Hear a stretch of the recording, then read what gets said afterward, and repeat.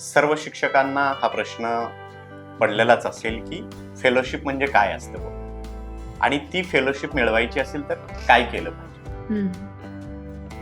तर प्रामुख्याने फेलोशिप याचा अर्थ असा असतो की तुम्ही ज्या कुठल्या क्षेत्रामध्ये काम करता त्या क्षेत्रामध्ये तुम्हाला अपग्रेड होण्याची संधी जिथे मिळते, जे कोणी प्राप्त करून देतात त्याला फेलोशिप असं म्हटलं जातं. मग असं एखाद्या क्षेत्रातल्या म्हणजे आपल्या इथे काय शैक्षणिक पात्रता असते, मी 12वी DED झालो की मी टीचर होतो, पण त्याच्यानंतर प्रशासकीय जर प्रशिक्षण सोडलं तर खऱ्या अर्थाने अपग्रेड होण्याची संधी जर तुम्हाला प्राप्त व्हावी वाटत असेल तर ती तुम्हाला कुठल्याही प्रकारच्या फेलोशिपच्या माध्यमाने मिळू शकत असते. कारण पहा, कुठल्याही क्षेत्रात मागच्या 10 वर्षापूर्वी ज्या गोष्टी होत्या त्या आज प्रचंड मोठ्या प्रमाणात बदलल्या.